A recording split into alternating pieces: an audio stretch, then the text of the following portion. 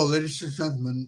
It's a chess show on Pod TV. My name is Sasha Star, and we have today Professor Ken Regan. Welcome to the show, Ken. Thank you very much. Always a pleasure to come on. I'm in my office on campus now. Oh my God, I can see that. What's behind you? And Jim Eat from Eat Foundation. Welcome to the show, Jim. Thank you, Sasha. I have this screen behind me because my office is even messier than Ken's. Okay. What's happened lately in chess? So we have new world champion. We have this tournament just ended where both the champion and his challenger performed some mediocre level. Being kind. In kind. Maybe for some. In fact, their IPRs were a little higher than for the classical games in the World Championship match. So it was not that strong a downflow. But yeah, they both had minus scores, of course. Right. Yeah. Well, what else we can think? It's just a score. Ken, what's interesting happening and what are you looking forward to? Well, there's the Women's Grand Prix in Nicosia. Yeah, Shuvalova is 2 out of 2. Yeah, that's right. And I finally have time to really do further work on the hypothesis that what's generally appreciated as a rating deflation coming out of the pandemic is affecting women particularly much. The high women, not the young teenagers. I've already adjusted their ratings, but the established players. I see. And it's easy. They're a smaller group to study. There's less variance, so it makes a scientifically better task to see if I can rigorously establish that they are 50 to 100 points underrated. And the cause that I conjecture is very simple. I've had a lot of success pinpointing the fact that junior players are 500 ELO and more underrated. And that's still the case in some cases, although the ratings have mostly bounced back.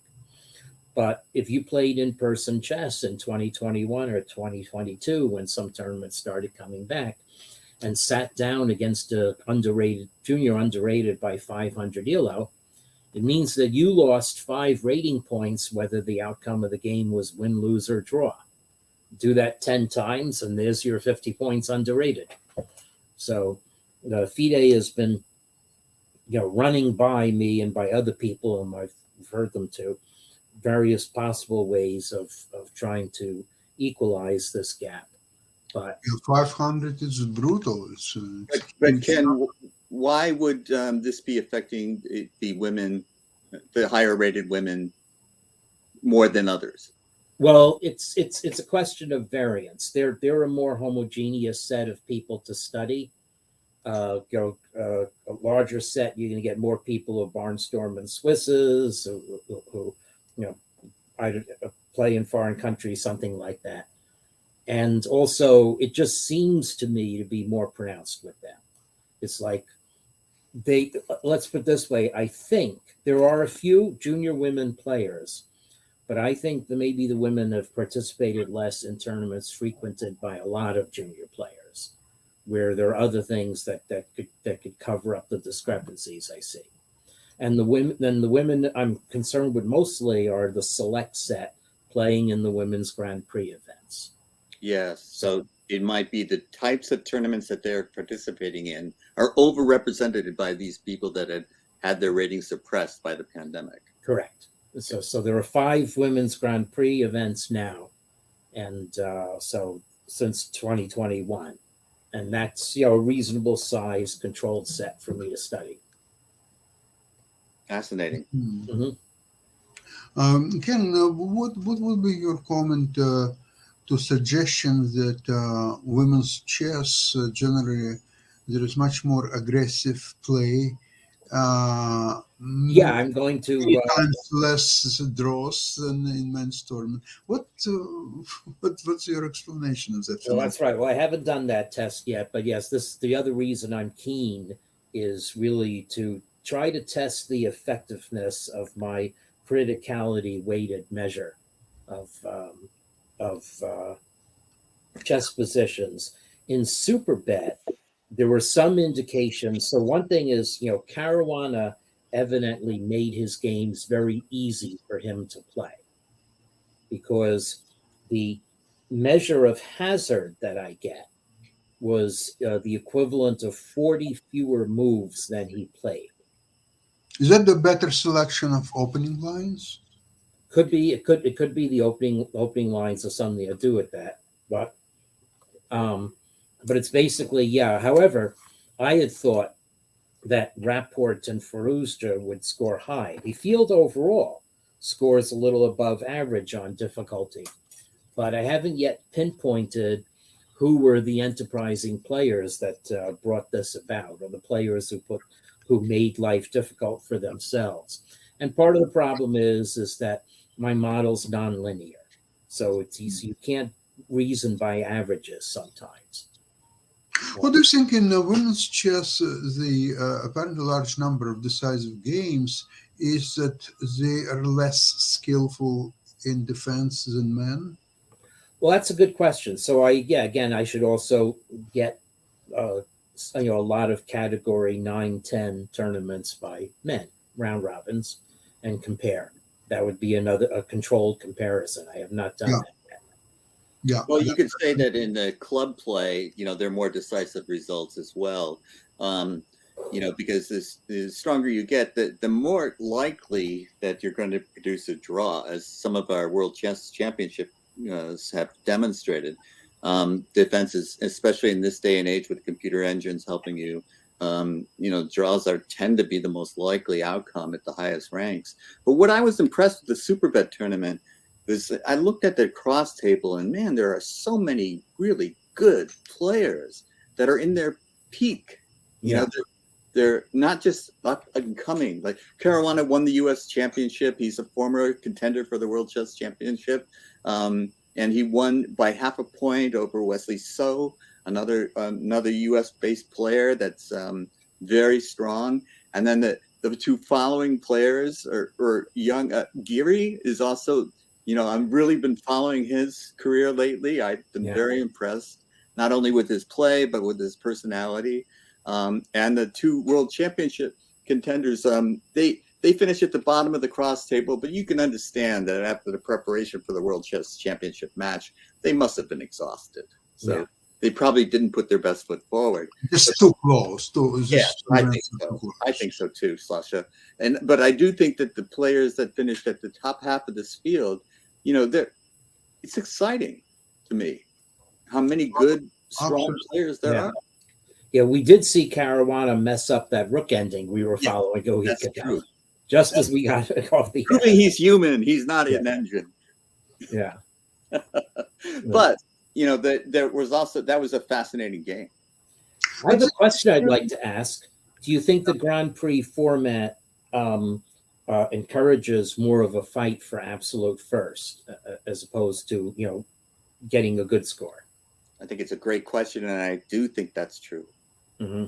I do think people are having to, because of the nature of the Grand Prix, they have to finish at or near the top to keep going, to be a factor for it's sort of like the FedEx Cup in golf.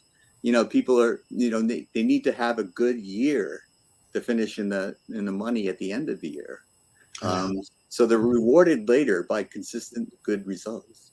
But I have one problem with the concept is that in order to be in the first 6, I think that's what's important, or maybe first 8. I forgot the number. I've forgotten too. Yeah, Ken, what do you think? Is it first 6? I'm not sure. I haven't read the rules of the. Okay, let's assume it's either 6 or 8. Yep. I would think it's 6 probably. The difference between the first prize and the 6th prize is not that great. Yes, there's more money for first prize, but the consequences of being 7th versus 6th are grave. So what is the best strategy here would be to avoid any risky continuations, play very, very solid, very dependable opening, and if it's a draw, that's fine, the life goes on, so you play next game. but to avoid possibility of losses at any point. And that is exactly why Magnus Carlsen was very critical about this World Championship, is saying that when he was playing the Karyakin, and especially Caruana, both of them were electing very, very low risk lines, where it's extremely difficult for either side to even to try to play for a win. And in match with Caruana, that's exactly what's happened. There are very, very few positions that actually could be considered worth trying to play for a win. Now, in Niepo and Lejeune, it's a different story. It seems to me that both of them were overrating their capabilities. They were not too scared about their opponents. And that's why there are so many resulting games. Now, it doesn't mean that the quality of the games was very high. Okay, it was neither high nor low. Okay, it was the games. Missed a lot of mistakes. But the explanation of Carlsen is that they didn't care about so much about the result, and they were just playing, and they were playing much riskier kind of chess than Caruana and Karyakin were playing against Carlsen. So even if the same players like Nepa and Ding would ever play against Carlsen, I doubt a lot that they would play risky lines or so. They would play ultra solid line if they can, because Nepa, I'm not sure that he can play this ultra solid lines. And his match with Carlsen just proved that. He was playing. His match with Carlsen showed another part of this, is that the tension at that level is when he ran into trouble, when he got behind, he kind of collapsed, and certain players can suffer a loss and fight back, which we saw in the latest match. Both of them did that, and Ding especially was able to win right after losing, and that's so admirable. But then against Carlsen, maybe it's part of Carlsen is just so fearsome an opponent that once you lose, you kind of think it's over. So maybe that's a failure of Nepa playing solid style of chess, and this is why he will never become a world champion. That's why he collapsed in his match against Carlsen, and that's why he failed to win match against Ding. Everyone suggesting what I've heard is that Nepa is a much more talented player than Ding. I don't think that I agree with that, but probably it is so. But then his character failed. It's failure for him to win game after game and not be able to hold on to his lead. Well, you can speak to this more intelligently than I, but isn't there a lot of pressure on a guy like Nepo to represent Russia? And so that any loss is far, the consequences of a loss are, everybody hates losing, but there's more repercussions for him losing than others. Yeah, either that feeling is splintered or it has magnified. So yeah, I just think that there's a lot of pressure on him that wouldn't be on a different player from a different country. Mm-hmm. But between you and me, it's a self-inflicting pressure. That's true. Nepa is doing financially extremely well. He was paid good money with Carlsen's match. He's winning tournaments online, offline, and getting prizes here and there. Say 50,000, 30,000, 25,000, or so on and on and on. But we know the history of the Russian players that failed against Fischer, as you've documented for us in the past, Sasha. And I do believe. Do you think that is no longer the case? No, that's no longer the case, because people in Russia, they don't care about chess. Period. Chess, when it was the epicenter of chess life on the planet, right? Soviet Union. Today is definitely not the case. A lot of people don't care about. They don't know who's the world champion. Neither they care who's the world champion. That's news to me. No. The chess culture of Russia is done. Period. Wow. Yeah. It's what? Done. The chess culture in Russia is done. It's a thing of the past. Glorious past, I must say, starts from Petrov, Chigorin, Alokhin, and so on and on and on and on. Now it's all gone. The NEPA, very few people even don't know who he is. And they don't care actually who he is. And this Russian Chess Federation, it's more instrument of money laundering than anything else. They provide these wealthy sponsors who throw money into Russian Chess Federation and so on. And then Allegedly. it trickles down through the system, and that's all there is to it. But countries like Uzbekistan are on the rise. Because there is a genuine interest in chess. That's why. The people there are genuinely interested in chess. Same as it was the case in Armenia not long ago. I don't think even Armenia is any longer chess country as it used to be. However, at least in Armenia, there is a chess education in schools. And historically speaking, they're very interested in chess. So is Georgia. Perhaps less so than before, but there is interest. Uzbekistan, yes, some Asian countries for sure. Now China is in the rise, just concerned. Yeah. Well, if they put their mind to it, if it becomes an instrument of propaganda, there's no holding them back, I would think. Now, there are also some peculiar problems in Russia arising from the war against Ukraine. Is that the Russian people cannot travel as they used to before. A lot of them are changing chess federations. Which are they're absolutely right. So same thing actually happening in tennis. A lot of tennis players change federations so they could play under whatever flag. Let's see, she's now in semifinals in Rome tournament. Yelena Rybakina, she represents Kazakhstan. She was born in Moscow, and even now she lives in Moscow. Is there a general brain drain, do you think? Is this true in science and other fields? Of course. I would think so. Oh my God! You can't even estimate how many millions of people from Russia left Russia. And the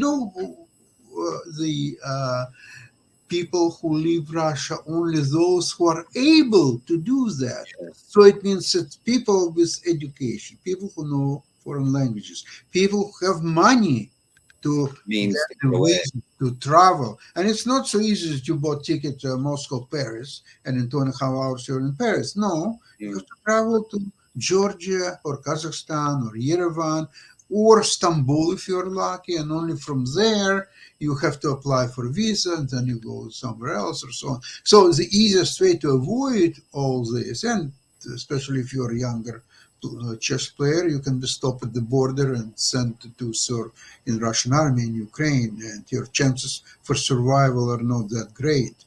And so it's a question of survival, really. So the brightest, the most able people, they are leaving Russia in droves. So who are staying in Russia?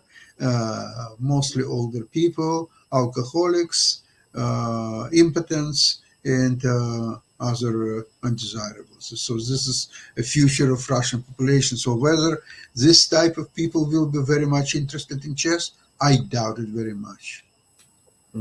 What a sad state of affairs. Yeah. After all the brilliance of the chess and the champions that they produce, to have this come to this.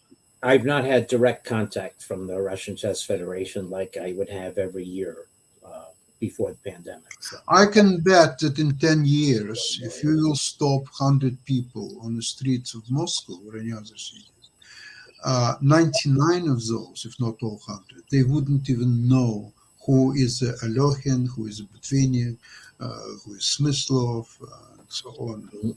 This is when Hans Gree used to say he didn't want to challenge the bus driver. Yeah. It was a different country, different people, different story. Yeah. Absolutely.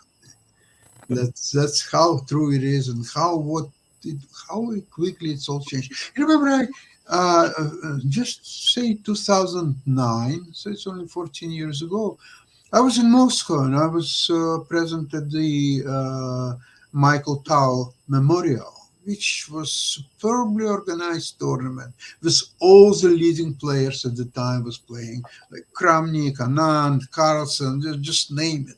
There Yes. were probably 10 all the greatest players of today's chess. They were all playing in the tournament. Superb commentaries by Gena Sasonka, Peter Svidler, and others. And Isn't the term grandmaster supposed to come from Russia? The tournament there meant, over a century ago, where they were all the greatest players were assembled, and they Yes, and they that's called them the bizarre. grandmasters. Yeah.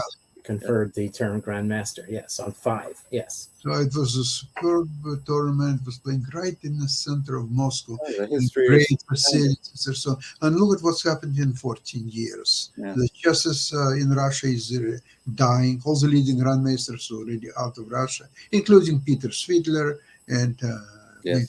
many, well, Kramnik a long time ago, moved to Switzerland and so on. So there's no hope. And I think Nepa, if he has any brains, he will stop praise Putin and all this stuff, because he's lucky enough to be on the top of his game prior to the Ukrainian war.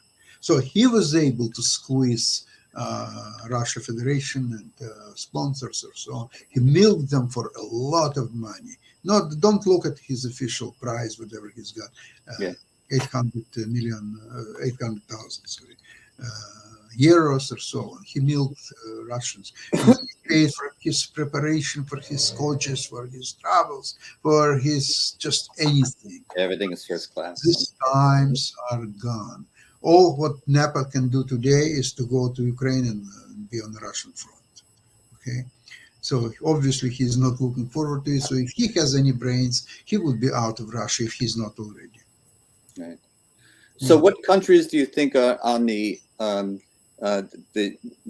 rise? We would say China. After Anand won the championship, India certainly had a Absolutely. rise. Yeah. And we see with an effect in Norway. Chess is in the schools in Norway because Magnus is the world champion. On their main television channel, they're Yes. always So I there's think Spain. Spain. Spain. Another Yes. Yes. very popular destination. Yes, Mhm. actually, Anand lives in Spain, if I'm not mistaken. And Miguel, he's going to move to Spain from Romania. Yes, that's right. Yeah, Right. Yeah. absolutely. Galicia. Yeah. And He knows Spanish very well. Well, he knows many languages, but Yeah. Spanish is probably his best Yes, that's outside of Armenian. and Oh, Uruguay, most particularly, I would say, Mhm. through local efforts. Now, in Yes. Latin America, chess, I would say, is popular. And I know that in Venezuela is very popular, despite all their economic problems and many others. I think Argentina, historically, they're very interested in chess. certainly that's been true. Yeah. In the past, there was a passion for holding tournaments and producing good players and all of that.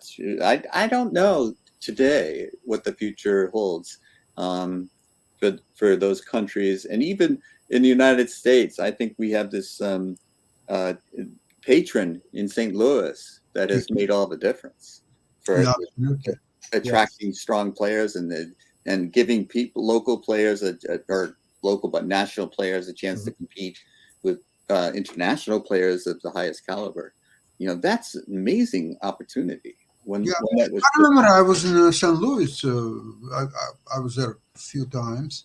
And what's impressing me is that they have actually built a portable studio, the television studio, right there. When Yasser, when he comments, and others, Yes. they're all located there. So they have in-house production.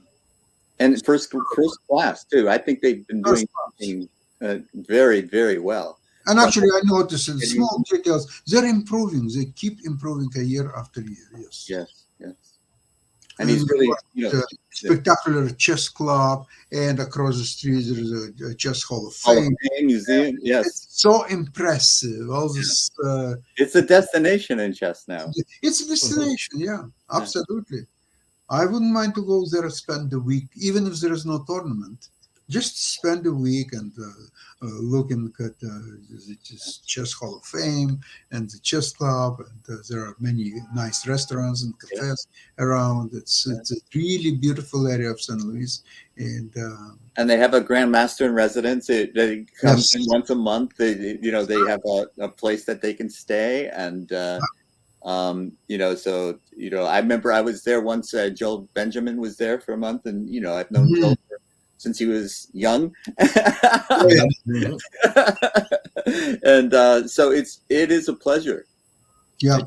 I remember a week when Alex Fishbane was Yes. grandmaster in residence. Yeah, he's quite knowledgeable, very pleasant. Yeah. I think he lives now in I think Atlanta or Augusta, somewhere in Georgia. Yes, I think you're right. Yeah. I've lost track. Yeah. Yeah. Mhm. Anyway, so what's coming up next week? What we should look forward to? The next super bet stage, Rapid and Blitz. Rapid and Bliss. Yeah, that will be very interesting tournament too. And actually, this is one where NEPA hopefully will recover from this poor classical chess form. Has Carlson in it too. So yeah. Oh, apparently there is a comment that a major chess hall of fame in St. Louis, which we had just discussed, they have a music series too. Yes, I know they have mostly. I think they're featuring some light classical music. They have like classical string ensembles or so on. But not only that, yeah, sometimes they have jazz. Sometimes they have some different forms of music. It's a superb location. Yeah. Yes, per place. And so let's look forward to next week. This Rapid and Blitz. It will be probably more exciting than always the rapid play is my favorite. And all I wish is that Caruana will prove his skills in Blitz and Rapid, because like before it was usually considered that he's great in classical chess, but he's not on the level in Rapid. And I hope it's going to change, and I hope this tournament will prove it. Thank you. We'll see. Okay. I wish him all the best. Good guy too. Yeah, he is a very good guy. Yes, very. Thank you so much, guys, and look forward see you later, Ken. to next week. Yep. Okay. Bye bye. Bye Bye bye.